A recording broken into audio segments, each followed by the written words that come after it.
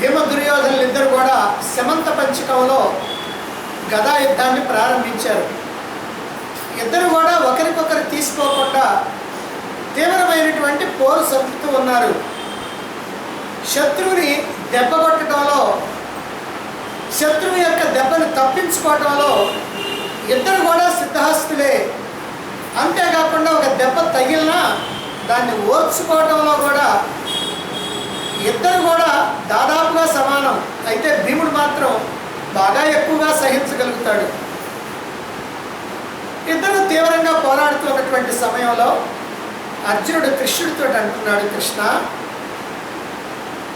ఈ గదాయుద్ధ నైపుణ్యంలో ఇద్దరిలో ఎవరు గొప్ప? ఇప్పుడు నేను చూస్తూ ఉంటే ఇద్దరు కూడా సమానంగానే కనపడతా ఉన్నారు. అయితే ఎవరిలో ఉన్నటువంటి విశేషం ఏమిటి?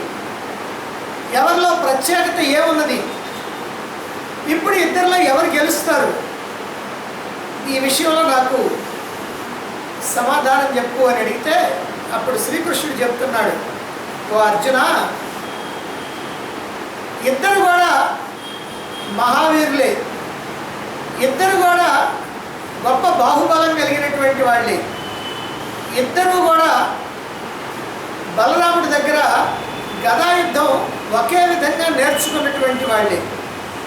అయితే గదాయుద్ధంలో తీవ్రమైనటువంటి పరిశ్రమ చేసినటువంటి వాడేమో దుర్యోధనుడు, భీముడు మాత్రం ఆ రకంగా పరిశ్రమ చేయాల.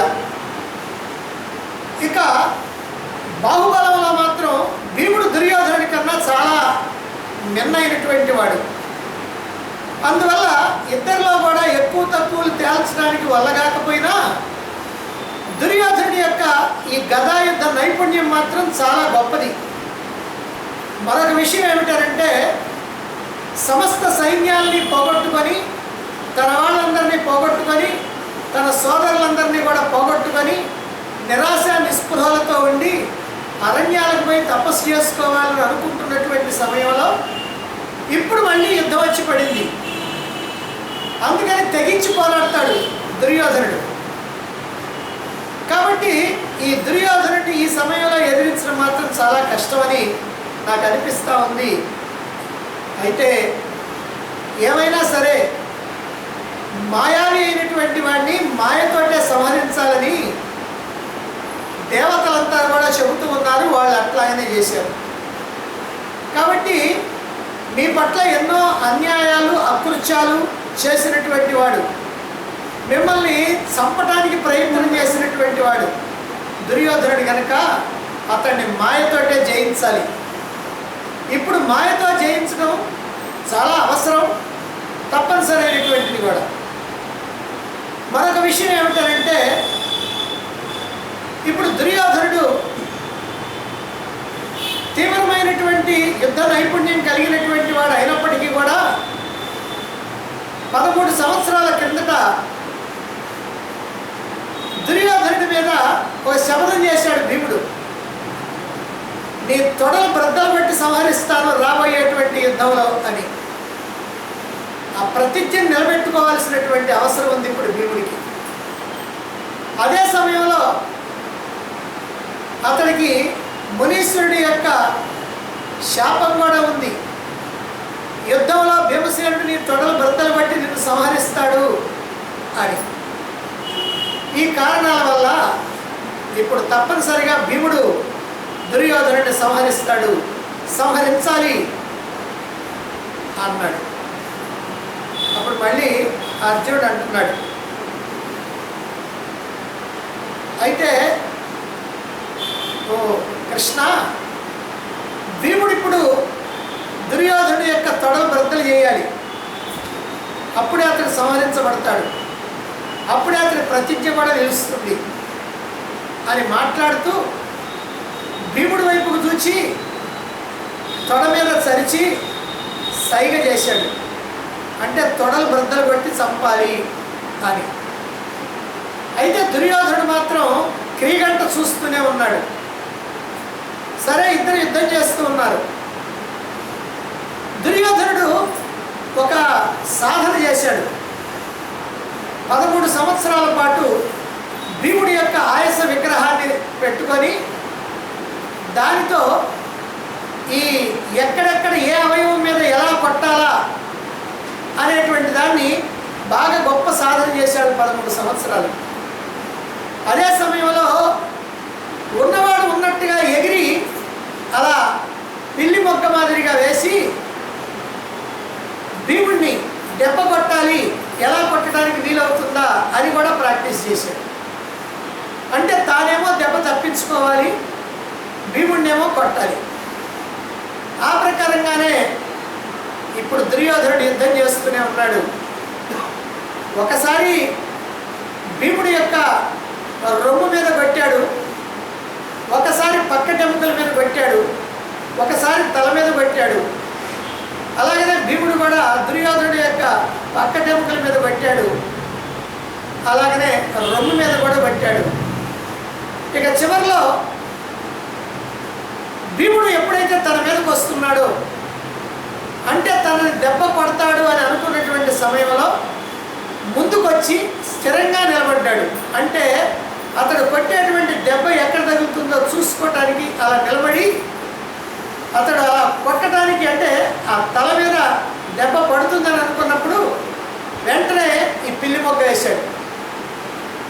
అంటే ఇలా చక్రంగా తిరగటం, అలా తిరిగేటప్పటికల్లా తలకాయ కిందకు వస్తుంది, కాళ్ళు పైకి పోతాయి. తల మీద కొట్టదలుచుకున్నటువంటి వాడు కనుక గద విసిరేటప్పటికల్లా ఖచ్చితంగా తొడలకే తగిలింది, తొడలు విరిగిపోయింది. తొడలు బ్రద్దలు కొట్టి సంహరించాలనేటువంటి ఆలోచన భీముడికి లేదనుకోవాల్సిన పల్లె. సమయం చిక్కితే తొడలు బ్రద్దలు చేసి సంహరించాలనేటువంటి ఆలోచన ఉంది, తన ప్రతిజ్ఞ నెరవేర్చుకోవాలి కాబట్టి. ఇప్పుడు అనుకోకుండా అదే జరిగింది. దానితో దుర్యోధనుడు తొడలు విరిగి నేల కూలిపోయాడు. ఆ తర్వాత భీముడు ఆనాడు తమని ఎట్లా అయితే పరిహాసం చేశాడో, ఎద్దు ఎద్దు అని చెప్పి వీళ్ళ చుట్టూ తిరుగుతూ ఎగతాళి చేశాడో, అదే ప్రకారంగా ఇప్పుడు ఆ దుర్యోధనుడు చుట్టూ తిరుగుతూ ఎద్దు ఎద్దని పరిహాసం చేస్తూ అతడి కిరీటాన్ని కాలుతో తన్ని భుజం మీద ఉన్నటువంటి గదని లాగి పడేసి ఆ తలని తన ఎడమ కాలుతో తన్నాడు. ఒక్కసారి కాదు, 2 సార్లు తన్నాడు. ఇలా తన్నేటప్పటికీ ధర్మరాజు కూడా బాధగానే ఉంది. అందుకనే ధర్మరాజు భీముడిని, నువ్వు ఇలా చేయటం నాకేమీ సంతోషంగా లేదు, నువ్వు ఇలా చేయకూడదు, అతను మనకి దాయాది, మన సోదరుడు, ఇప్పుడు అందరినీ పోగొట్టుకొని తన ప్రాణాలు కూడా పోగొట్టుకోవడానికి సిద్ధంగా ఉన్నాడు. అలాంటి వాడిని నువ్వు ఈ తల మీద తరగటం అనేటువంటిది అది సరైనటువంటిది కాదు అని చెప్పి, అలాగే దుర్యోధనుడికి కూడా అనేకమైనటువంటి సాంత్వన వాక్యాలు పలికాడు. ఆ తర్వాత ఇదంతా చూశాడు బలరాముడు. వీళ్ళిద్దరు యుద్ధం చూడటం కోసమే పుణ్యక్షేత్ర తీర్థయాత్రలకు వెళ్ళి తిరిగి ఇక్కడికి వచ్చినటువంటి బలరాముడు తన శిష్యుల యొక్క గదాయుద్ధాన్ని చూడాలని జాగ్రత్తగా పరిశీలనగా చూశాడు. చూసిన తర్వాత ఆయనకు కోపం వచ్చింది. ఇప్పుడు సంజయుడి ద్వారా ఈ విషయాలన్నీ విన్నటువంటి ధృతరాష్ట్రుడు సంజయుడిని అడుగుతున్నాడు, సంజయ, అధర్మంగా దుర్యోధనుడిని కొట్టి తొడలు బ్రద్దలు చేసి నేల కూల్చాడు కదా భీముడు, మరి దీన్ని చూసినటువంటి బలరాముడు ఏమీ అనలేదా? మౌనంగా ఉన్నాడా? బలరాముడు అలా మౌనంగా ఉండేవాడు కాదే. ఎందుకనంటే దుర్యోధనుడి మీద ప్రత్యేకమైనటువంటి అభిమానం ఉన్నది. అందుకని అక్కడ ఏమి జరిగిందో నాకు వివరంగా చెప్పు అన్నాడు. అంటే దుర్యోధనుడు పడిపోయిన దానికన్నా బలరాముడు ఏమైనా వాళ్ళని చేశాడేమో, అప్పుడన్నా సంతోషిద్దాం అనుకున్నాడు. ఇక్కడ ధృతరాష్ట్రుడి యొక్క మనస్తత్వాన్ని మనం చాలా జాగ్రత్తగా పరిశీలన చేస్తే అతడి ప్రశ్నల్లోనే మనకి అతని యొక్క బుద్ధి ఏమిటో అర్థమవుతుంది. అయ్యో నా కొడుకు పోయాడే అని ఏడవాలి, మరి అది పట్టల. మరి ఇట్లా అన్యాయంగా చంపాడు కదా భీముడు, మరి బలరాముడు మెదలకుండా ఊరుకున్నాడా? అంటే భీముడి మీదకి రాలేదా? వచ్చి ఏమైనా చేశాడా? అదేదో నాకు చెప్పు అప్పుడన్నా సంతోషిస్తా. పోతే పోయాడు మావాడు, ఎట్టాగో 99 మంది పోయారు కాబట్టి వాడు కూడా పోతాడు. అందుకని భీముడు కూడా ఏమైనా పోయాడేమో, ఆ సంతోష వార్తన్నా విందాం అనేటువంటి ఉద్దేశం లోపల ఉంది. ఇది ఉండబట్టే ఆయన ప్రశ్న అలాగే ఉన్నది. చెప్పు సంజయ, ఏమన్నాడు బలరాముడు, ఏమన్నాడు అంటే సంజయుడు చెప్తున్నాడు, భీమసేనుడు నీ కుమారుణ్ణి పడగొట్టి తొడలు బ్రద్దలు చేసి ఆ తర్వాత కాలితో తలని తన్నాడు. అది చూసినటువంటి బలరాముడికి తీవ్రంగా క్రోధం కలిగింది. రాజులందరి సమక్షంలో చేతులు పైకెత్తి, ఓ భీమసేన, ఏమిటిది? చిచి, ధర్మబద్ధంగా పోరాడుతూ ఇలా నాభి కింద కొడతావా? గదాయుద్ధంలో నాభి కింద కొట్టకూడదన్న సంగతి నీకు తెలీదా? శాస్త్రం ఎరిగినటువంటి మూఢుడిలాగా ఇలా ఇష్టం వచ్చినట్లుగా ప్రవర్తిస్తున్నావు. ఇలాంటి ప్రవర్తన నేను ఎక్కడా చూడలా అన్నాడు బలరాముడు తీవ్రమైనటువంటి రోషంతో. ఆ తర్వాత దుర్యోధనుడి వైపు చూచాడు బలరాముడు, కోపంతో కన్నెర చేశాడు. ఆ తర్వాత కృష్ణుడితో అంటున్నాడు, అంటే తన తమ్ముడితో అంటున్నాడు బలరాముడు, కృష్ణ, దుర్యోధనుడు నా అంతటి వాడు, అతడికి సాటి అయినటువంటి వాళ్ళు ఎవరు లేరు. ఇప్పుడు భీముడు అన్యాయంగా పడగొట్టాడు దుర్యోధనుడిని, గదాయుద్ధ నీతిని తప్పి ప్రవర్తించాడు అని బలరాముడు నాగల్ని పైకెత్తి భీముడి మీదకి వెళ్ళాడు. అంటే భీముడు మోసం చేశాడు, అన్యాయం చేశాడు, యుద్ధ ధర్మాన్ని పాటించలేదు, నాభి కింద కొట్టకూడదు కానీ కొట్టాడు అనేటువంటి భావంతో భీముడి మీదకి వెళుతున్నాడు. ఆ స్థితిలో బలరాముడు అలా తన మీదకి కోపంతో నాగలి భుజాన పెట్టుకొని రావటాన్ని చూసి కూడా భీముడు ఏమాత్రం కూడా చలించలా, ఏమాత్రం వ్యధ చెందలా. ఆ సమయంలో భీముడి మీదకి వెళుతున్నటువంటి బలరాముడిని తన 2 చేతులతో బలంగా వినయపూర్వకంగా పట్టి ఆపాడు శ్రీకృష్ణుడు. అన్నా బలదేవా, ఎవరి వృద్ధి అయినా సరే 6 విధాలుగా ఉంటుంది. తన వృద్ధి, తన మిత్రుల వృద్ధి, తన మిత్రుల మిత్రుల వృద్ధి, అలాగే తన శత్రునాశనం, తన శత్రుమిత్ర నాశనం, తన శత్రు మిత్రమిత్ర నాశనం. ఇవి మొత్తం 6. అంటే ఎవరికైనా సరే వృద్ధి అనేటువంటిది 6 రకాలుగా ఉంటుంది. తన వృద్ధి అంటే తాను వృద్ధిలోకి రావాలి, తన మిత్రుల యొక్క వృద్ధి అంటే తన స్నేహితులు కూడా వృద్ధిలో ఉండాలి, తన మిత్రమిత్ర వృద్ధి అంటే తన స్నేహితుల యొక్క స్నేహితులు కూడా వృద్ధిలో ఉండాలి, తన శత్రునాశం అంటే శత్రువులు మాత్రం దెబ్బతినాలి, అంటే శత్రువులకి హాని జరగాలి, శత్రుమిత్ర హాని, శత్రువుకి మిత్రుడైనటువంటి వాడు కూడా హాని జరగాలి, శత్రు మిత్రమిత్ర హాని అంటే శత్రువు యొక్క మిత్రుడికి మిత్రుడైనటువంటి వాడు, వాడికి కూడా హాని జరగాలి. అప్పుడే మనకి వృద్ధి అనేటువంటిది ఉంటుంది. తనకు కానీ తన యొక్క మిత్రులకు కానీ విపరీతమైనటువంటి పరిస్థితి కలిగినప్పుడు మనస్సులో ఎవరికైనా సరే బాధ కలుగుతుంది. వెంటనే ఆ ఇబ్బందిని తొలగించేటువంటి ప్రయత్నం చేయాలి. పాండవులు మనకి సహజ మిత్రులు, మన మేనత్త యొక్క కొడుకులు కాబట్టి మన వాళ్ళు అస్మదీయులు. శత్రువులు వీరిని తీవ్రంగా వంచారు. చిన్నతనంలోనే భీముడికి విషం తినిపించాడు దుర్యోధనుడు. అది తనంతట తానుగా ఆ కాలకోట విషాన్ని తీసుకొచ్చి అన్నంలో కలిపి ఎంతో ప్రేమతో భీముడికి ఆ నోటికి తానే స్వయంగా అందించి తినిపించాడు. గంగలో దోయించాడు, అగ్గి ముట్టించాడు, ఇంట్లో పెట్టి అగ్గి ముట్టించాడు, లక్క ఇంట్లో పెట్టి జూదంలో మోసం చేశారు. వీటన్నిటికంటే మించి నిండు సభలో వాళ్ళ భార్యని ఘోరాతి ఘోరంగా పరాభవించారు. ఆ తర్వాత అరణ్యాలకు పంపారు, అజ్ఞాతవాసం చేయించారు. వాళ్ళ రాజ్యం వీళ్ళ చేతికి చిక్కింది కాబట్టి వాళ్ళ రాజ్యాన్ని వాళ్ళకి ఇవ్వమని భీష్మించుకొని కూర్చున్నారు.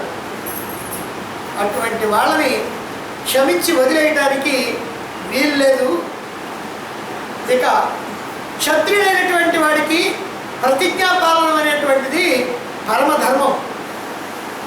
ఇది క్షత్రియ ధర్మం. ఈ విషయం నీకు కూడా తెలుసు.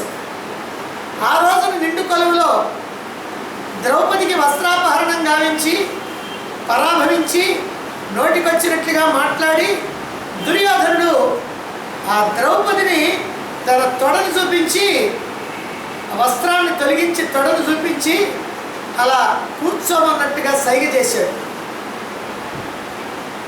అది చూచి భీముడు తీవ్రమైనటువంటి క్రోధంతో ద్రౌపదికి తొడలు చూపించినటువంటి దురాత్ముడైనటువంటి దుర్యోధనుడి యొక్క తొడలు బ్రద్దలు చేసి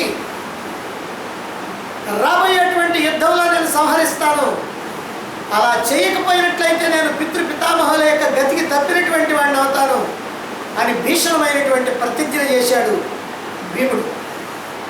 మరి ఈనాడు సంగ్రామంలో ఆనాటి ప్రతిజ్ఞను నెరవేర్చుకోవద్దా? అదే చేశాడు భీముడు. ఇప్పుడు ఇందులో నాకేమీ తప్పు కనిపించడం లేదు. అంతేకాదు అన్నా, ఇతడికి మైత్రేయ మహర్షి యొక్క శాపం ఉంది. ఆ శాపం కూడా ఇదే, భీమసేనుడిని తొడలు బద్దలు కొట్టి సంహరిస్తాడని చెప్పటమే. ఎందుకంటే ఒకనాడు మైత్రేయ మహర్షి ధృతరాష్ట్రుడి దగ్గరికి వచ్చాడు. ధృతరాష్ట్రుడు అడిగాడు, మహాత్మా ఎక్కడి నుంచి వస్తున్నావు అని అంటే, కామికవనంలో పాండవులను చూసి వస్తున్నాను, వాళ్ళు అనేకమైనటువంటి క్లేశాలు అనుభవిస్తున్నారు, వాళ్ళు ధర్మాత్ములైనటువంటి వాళ్ళు, వాళ్ళని ఇట్లా అన్యాయంగా జోదంలో ఓడించి ఈ అరణ్య అజ్ఞాతవాసాలకు పంపించడం అనేటువంటిది చాలా తప్పు. నీ గురించి తాపసలోకంలో చాలా చెడుగా చెప్పుకుంటున్నారు, ఇలాంటి పని నువ్వు చేయదగనా అని అడిగితే అప్పుడు ధృతరాష్ట్రుడు అంటున్నాడు, మహాత్మా నేనేం చేసేది, నా కొడుకేమో నా మాట వింటలేదు. ఎందుకనంటే నాలో బలహీనత ఉంది కదా, నాకు కళ్ళు లేవు కదా, నేనేమీ చేయలేను కదా, అందుకనే వాడు ఇష్టం వచ్చినట్టుగా వాడు ఉంటున్నాడు, నా మాటలేమో వినిపించుకోవటల్లా. మీరు తాపసులు మహాత్ములు కనుక మీరు చెప్తే ఏమైనా వింటాడేమో, మీరు చెప్పండి నేను పిలిపిస్తాను అని దుర్యోధనుడిని పిలిపించాడు. అయితే మైత్రేయుడు అతనికి మంచి మాటలు చెబుతూ ఉన్నాడు. సామరస్యంగా, నాయన ఇలా చేయటం మంచిది కాదు, వాళ్ళు మీరు కలిసి ఉంటే మిమ్మల్ని ఎవరు కూడా తేరిపార చూడలేరు, వాళ్ళు ఇలా అన్యాయం చేసినందువల్ల నీకు తాత్కాలికంగా ఏదైనా ప్రయోజనం కలగవచ్చేమో కానీ భవిష్యత్తులో ఇబ్బంది అవుతుంది, అందుకని ఎప్పటికైనా మించిపోయింది లేదు, వాళ్ళని పిలిచి వాళ్ళ రాజ్యం వాళ్ళకి ఇచ్చేసి వాళ్ళతో మైత్రితో మెలుగు, ఇది బాగుంటుంది అని చెబితే అహంకారం మూర్తి వహించినటువంటి దుర్యోధనుడు ఆ మహర్షిని పరిహాసం చేస్తూ తన యొక్క కుడికాలి బొటన వేలిని నేలకి రాస్తూ తన తొడ మీద చరిచి అవమానం చేశాడు. దానితో ఆ మహర్షికి కోపం వచ్చింది. ఈనాడు అహంకారంతో తొడను చరిచి అవమానిస్తామన్నావు, రేపు జరగబోయేటువంటి యుద్ధంలో భీమసేనుడిని తొడలు బ్రద్దలు కొట్టి నిన్ను సంహరిస్తాడు అని శపించాడు. అనుకోనటువంటి ఈ సంఘటనకి అంటే ధృతరాష్ట్రుడు పాపం ఇలా జరుగుద్దని అనుకోవాలా, ఏదో మాటలు చెబుతాడు, చెప్పి ఆమెను పోతాడులే, వీడు ఎట్టాగో వింట కదా, నాకేం ఇబ్బంది లేకుండా ఉంటుంది, నేల మీద వాడి మీద కొడుద్ది అని అనుకున్నాడు. అందుకని ఇలా జరిగేటప్పటికల్లా ఒక్కసారి ఆ సింహాసనం నుంచి అదిరిపడి కింద కాళ్ళ మీద పడ్డాడు. పడి క్షమించమని, శాపాన్ని ఉపసంహరించమని మహర్షిని ప్రాధేయపడ్డాడు. అప్పుడు మహర్షి శాంతించాడు. మహారాజా, పాండవులతో మీరు యుద్ధం రాకుండా కనుక చూసుకుంటే నా శాపం ఫలించదు, ఒకవేళ యుద్ధమే కనుక తటస్థిస్తే మాత్రం నా శాపం అప్రతిహతం. ఆ యుద్ధంలో భీమసేనుడు నీ కొడుకు యొక్క తొడలు బ్రద్దలు కొట్టి సంహరిస్తాడు అని చెప్పి మహర్షి విసవిస వెళ్ళిపోయాడు. మహర్షి శాపం ప్రకారం కూడా దుర్యోధనుడు భీమసేనుని చేతిలో తొడలు బ్రద్దలై పడిపోవాల్సినటువంటి అవసరం ఉంది. కాబట్టి ఇది ఇలా జరగాల్సినటువంటిదే జరిగింది కనుక అన్నా నువ్వు కోపగించుకోవద్దు అని శ్రీకృష్ణుడు అతన్ని సాంత్వనపరచడానికి ప్రయత్నించాడు బలరాముడు. ఇంకా చెబుతున్నాడు, పాండవులతో మనకి రక్త సంబంధం ఉన్నది, వాళ్ళ యొక్క అభివృద్ధి ఏదైతే ఉందో అది మన యొక్క అభివృద్ధికి కారణం అవుతుంది అని అనునయంగా మాట్లాడాడు కృష్ణుడు. ఆ మాటలు విని బలరాముడు శ్రీకృష్ణుడితో అంటున్నాడు. బలరాముడు అంత తేలిగ్గా ఎవరి మాటలు వినేవాడు కాదు. ఎందుకంటే అతడి మనసులో దుర్యోధనుడి పట్ల తీవ్రమైనటువంటి పక్షపాత బుద్ధి ఉంది. పాండవుల కన్నా కౌరవుల మీద తీవ్రమైనటువంటి పక్షపాతం ఉంది బలరాముడికి. అందుకని అంటున్నాడు, పరమ లోభి యొక్క అర్థం అంటే డబ్బు, అత్యాసక్త గలవాని కామం, ఈ రెండు కూడా ధర్మాన్ని పాడు చేస్తాయి. మళ్ళీ జాగ్రత్తగా అర్థం చేసుకోండి. పరమ లోభి యొక్క అర్థం అంటే బాగా లోభి ఉన్నాడు అనుకోండి, అతనికి ఎంత డబ్బు ఉన్నప్పటికీ కూడా ఆ డబ్బు ధర్మాన్ని నాశనం చేస్తుంది. అత్యాసక్తి కలిగినటువంటి వాడి కామం అంటే కోరిక విపరీతంగా ఉంది, కోరికలు, అప్పుడు కూడా ధర్మానికి హాని. అంటే కోరికలు ఎక్కువగా ఉంటే ఆ కోరికలు నెరవేర్చుకోవాలంటే ధర్మంగా వెళ్ళలేకపోతే అధర్మంగా. కామంతో ధర్మార్థాలని, అర్థంతో ధర్మకామాలని, ధర్మంతో అర్థకామాలని బాధించకుండా ధర్మ అర్థ కామాల్ని సేవించగలిగినటువంటి వాడే మహాసుఖాన్ని పొందుతాడు. అంటే అర్థకామాలు అనేటువంటివి మనకి 4 ఉన్నాయి, చతుర్విధ పురుషార్థాలు: ధర్మ, అర్థ, కామ, మోక్ష. ఈ 4ట్లో మోక్షం అనేటువంటిదేమో అందరికీ తెలియదు. ఇక మిగిలిన ధర్మ, అర్థ, కామ. ఇందులో అర్థకామాలేమో తెలియని వాడు లేడు. మోక్షం అంటే తెలిసిన వాడు ఉండడు, అర్థకామాల సంగతి తెలియని వాడు ఉండడు. అర్థం అంటే డబ్బు, కామం అంటే కోరిక. డబ్బు సంపాదించడం చేతకాని వాడు, తెలియని వాడు ఎవడు లేడు. సంపాదించవచ్చు, సంపాదించకపోవచ్చు, కానీ డబ్బు సంపాదించాలనే కోరిక లేని వాడు ఎవడు ఉండడు. అలాగే కోరికలు తీర్చుకోవాలి అని అనుకోకుండా ఉండేవాడు కూడా ఎవడు ఉండడు. అందుకని ఈ రెండు కూడా ఎలా ఉండాలి అని అంటే ధర్మం తప్పకుండా ఉండాలి. అలా ధర్మం తప్పకుండా అర్థకామాలని నెరవేర్చుకునేవాడే మోక్షానికి అర్హుడవుతాడు. ధర్మం తప్పినటువంటి వాడికి ఎన్ని జన్మలు ఎత్తినా మోక్షం అనేటువంటిది లేదు. కాబట్టి ఈ విషయాన్ని చెబుతూ, ఓ కృష్ణ, భీమసేనుడు ధర్మానికి హాని కలిగించాడు, అందరినీ కలవరపాటు గురి చేస్తున్నాడు. నీవు నాతో చెప్పినటువంటి మాటలన్నీ కూడా నీ అభీష్టానికి సంబంధించినవే, నాకు సంబంధించినవి కాదు. అంటే నువ్వు చెప్పింది నాకేం పనికిరాదు, నువ్వు అనుకుంటే అనుకో అన్నట్లుగా. ఆ మాటలకు కృష్ణుడు అంటున్నాడు, అగ్రజ, క్రోధరహితుడు, ధర్మాత్ముడు, నిత్యము కూడా ధర్మవత్సలుడు అని లోకంలో నీకు పేరుంది అంటే పొగుడుతున్నాడు. కనుక శాంతించు, కోపం వద్దు, కలియుగం ప్రారంభమవుతున్నది అని తెలుసుకో. భీముని యొక్క ప్రతిజ్ఞను గురించి ఆలోచించు. భీముడు ఈ రోజున తన ప్రతిజ్ఞను నెరవేర్చుకున్నాడు. అంతేకాదు, మన అభిమన్యుడు రణభూమిలో వీరోచితంగా పోరాడుతూ ఉన్నాడు. ఈ దుర్యోధనుడి యొక్క ఆదేశంతో మన సేన చాలా వరకు కూడా అభిమన్యుడి చేతిలో హతమైపోతూ ఉంది. అభిమన్యుడిని ఎదిరించినటువంటి వాడల్లా చనిపోవటమో పారిపోవటమో ఏదో జరుగుతుంది, కానీ అభిమన్యుడితో కాసేపు యుద్ధం చేయడం మాత్రం జరగటం లేదు. అభిమన్యుడితో కొద్దిసేపు యుద్ధం చేసి శరీరం అంతా చిన్న భిన్నమైపోయి కర్ణుడు వ్యూహముఖంలో ఉన్నటువంటి ద్రోణాచార్యుడి దగ్గరికి వెళ్ళాడు. ప్రతివాడు కూడా ఆ రోజు అభిమన్యుడి చేతిలో దెబ్బతిన్నాడు. అటువంటి అభిమన్యుడిని, బాలుడైనటువంటి వాడిని, మన మేనల్లుడిని ఆ కౌరవ సేనలో చిక్కినటువంటి వాడిని అన్యాయంగా మోసం చేసి ఈ దుర్యోధనుడు 6 మహాయోధుల్ని చుట్టూ నిలిపి అతన్ని సంహరించడం జరిగింది. ఆయుధాలు పోయినా, రథం భగ్నమైపోయినా, ధనుస్సు విరిగిపోయినా, సారథి చనిపోయినా, గుర్రాలు చనిపోయినా ధైర్యంగా యుద్ధం చేస్తున్నాడు అభిమన్యుడు. అటువంటి అభిమన్యుడిని 6 యోధులు, కర్ణుడేమో వెనక నుంచి బాణం వేసి చేతిలో ఉన్నటువంటి ధనుస్సును వెనక్కొట్టాడు. కృపాచార్యుడేమో గుర్రాలను చంపాడు. కృతవర్మేమో సారథిని చంపాడు. అశ్వత్థామేమో ధ్వజాన్ని పడగొట్టాడు. శల్యుడేమో ఉన్నటువంటి ఆయుధాలన్నీ కూడా నాశనం చేశాడు.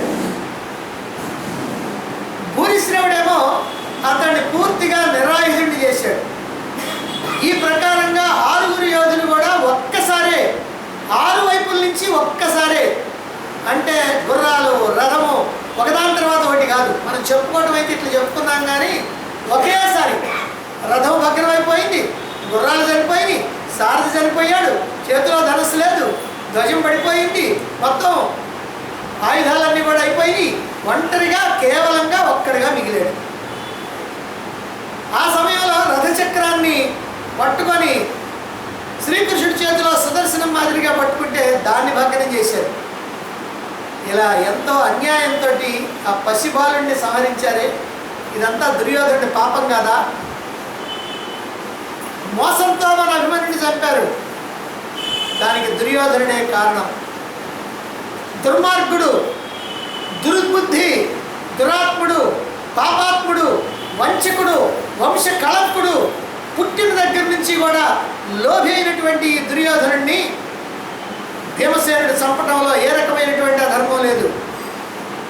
భీముడు చేసినటువంటి ప్రతిజ్ఞ 13 ఏళ్ల కిందటి సంగతి, లోకం అందరికీ కూడా తెలుసు ఆ విషయం.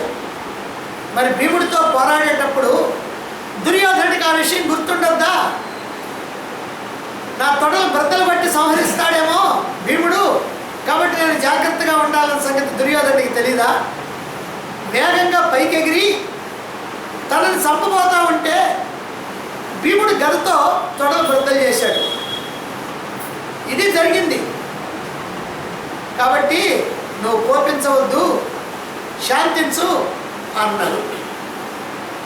ఇలా శ్రీకృష్ణుడు మాట్లాడగానే బలరాముడు సంతృప్తి చెందల. ధర్మాత్ముడైనటువంటి దుర్యోధనుడిని అధర్మ మార్గంలో చంపి భీముడు కపట యోధుడిగా ఈ లోకంలో ప్రసిద్ధికెక్కుతాడు. బలరాముడు అంటున్నాడు, ధర్మాత్ముడైనటువంటి దుర్యోధనుడిని, అంటే శ్రీకృష్ణుడు ఇంతవరకు దుర్యోధనుడి యొక్క పాపాలన్నింటి గురించి చెప్తే బలరాముడు ఏమంటున్నాడు? ధర్మాత్ముడైనటువంటి దుర్యోధనుడిని అధర్మ మార్గంలో చంపి భీమసేనుడు కపట యోధుడిగా, అంటే మోసకారైనటువంటి యోధుడిగా ఈ లోకంలో ప్రసిద్ధి చెందుతాడు. ధర్మాత్ముడైనటువంటి దుర్యోధనుడు శాశ్వతమైనటువంటి సద్గతిని చెందుతాడు. న్యాయంగా పోరాడి సరిపోయాడని దుర్యోధనుడిని అందరూ కీర్తిస్తారు అని పలికి బలరాముడు రథమెక్కి వెళ్ళిపోయాడు. ఇక తర్వాత ఇంకా మాట్లాడడానికి అవకాశం లేదు. అంటే చిట్ట చివరి ఆయన నిర్ణయం ఏమిటంటే దుర్యోధనుడు ధర్మాత్ముడు కాబట్టి ధర్మాత్ముడు కనుక స్వర్గానికి వెళ్తాడు, ఈ భీముడేమో అపకీర్తికి పాలవుతాడు అని చెప్పి ఆయన రథమెక్కి వెళ్ళిపోయాడు. దాంతో పాండవులు, వార్ష్ణేయులు ఉదాసీనంగా ఉన్నారు. అంటే బలరాముడు ఇలా మాట్లాడేటప్పటికి కొంచెమైనా పాండవుల పట్ల కౌరవులు చేసినటువంటి అధర్మాన్ని కొద్దిగానైనా తలుచుకోకుండా, పైగా వ్యతిరేకంగా ధర్మాత్ముడైనటువంటి దుర్యోధనుడు అని ప్రశంసించడంతో కాస్త ఉదాసీనంగా ఉండిపోయారు. మనసులో ఉత్సాహం లేదు. ధర్మరాజు తలవాల్చాడు. అంటే ధర్మరాజుకి ఒక పేరుంది మహాభారతంలో, లోకోపక్రోశ భీరువు అని. ధర్మరాజుని ఏమంటారంటే లోకోపక్రోశ భీరువు. భీరు అంటే భయపడేవాడు. అంటే లోకోపక్రోశ భీరు అంటే తాను చేసేటువంటి పనిని చూసి లోకులంతా ఏమనుకుంటారో అని ఎప్పుడు భయపడతా ఉంటాడు. ఇది ధర్మరాజుకి ఉన్నటువంటి ఓ బిరుదు. అంటే లోకం ఏమనుకుంటారో నన్ను రుచి అని అనుకునేవాడు తప్పు చేస్తాడు. అసలు ఎప్పటికీ కూడా తప్పు చేయడు. అయినప్పటికీ కూడా బలరాముడు ఇలా మాట్లాడుతున్నాడంటే బలరాముడి బుద్ధిలో దుర్యోధనుడి పట్ల ఉన్నటువంటి స్నేహభావం కానీ, లేదా శిష్యభావం కానీ, లేదా అధర్మానికి కొమ్ము కాసేటువంటి బుద్ధి బలరాముడిలో ఉండటం వల్ల కానీ ఈ ప్రకారంగా మాట్లాడి. సరే, ధర్మరాజు అలా తలవాల్చేటప్పటికి శ్రీకృష్ణుడు అంటున్నాడు, ఓ ధర్మనందన, బంధువుల్ని కోల్పోయి ఈ దుర్యోధనుడు నేలబడి ఉన్నాడు. అతని యొక్క శిరస్సుని భీముడు కాలుతో కన్నాడు. మరి నీవు ధర్మజ్ఞుడివై కూడా ఎలా మౌనంగా ఉన్నావు అన్నాడు. దానికి ధర్మరాజు అంటున్నాడు, కృష్ణ, భీముడు కోపంతో దుర్యోధనుడి యొక్క తలను తనటం నాకు కూడా నచ్చలా. వంశనాశనం జరుగుతూ ఉంటే నేనేమీ ఆనందించలేను. కానీ దుర్యోధనుడు నిత్యము కూడా వంచనతోటి మమ్మల్ని పరాభవించాడు, పరుషవచనాలతో దూషించాడు, భీముడికి విషాన్నం కలిపి తినిపించాడు, గంగలో తోయించాడు, లక్క ఇంట తగలబెట్టాలని చూచాడు, జోదంలో మోసం చేశాడు, అన్నిటికన్నా ముఖ్యంగా ద్రౌపదిని నిండు సభలో ఘోరంగా పరాభవించాడు, అరణ్యాలకు పంపించాడు, అజ్ఞాతవాసం చేయించాడు. ఈ అన్ని సందర్భాల్లో బాధపడ్డటువంటి వాడు మాలో భీముడే. ఎందుకంటే విషం పెట్టింది భీముడికి, గంగలో తోయించింది భీముడిని, లక్క ఇంట్లో తగలబెట్టాలనుకుంటే అందరు నిద్రపోయే మమ్మల్ని అందరినీ కూడా భుజాల మీద ఎక్కించుకొని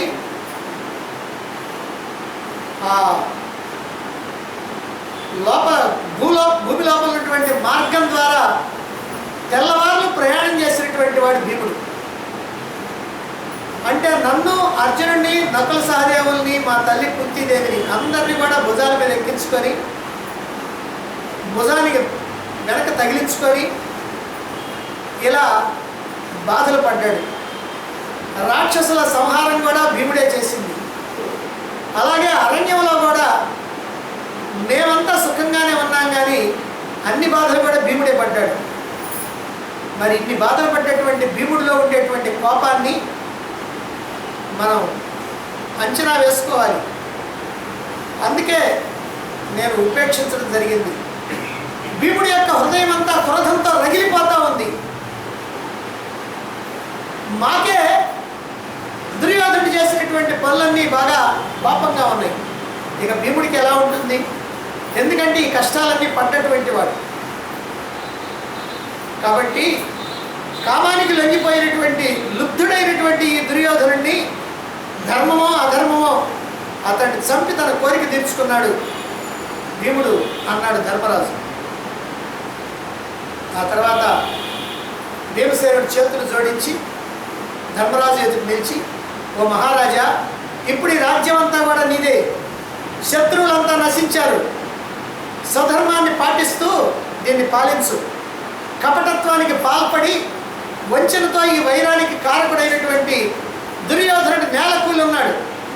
దుర్యోధనుడే కాదు, దుష్ట చతుష్టయంలో ఉన్నటువంటి దుశ్శాసనుడు, శకుని, కర్ణుడు, ఈ మొత్తం నలుగురు కూడా లేకుండా పోయారు. అంటే శత్రు నాశనం సంపూర్ణంగా జరిగిపోయింది అన్నాడు.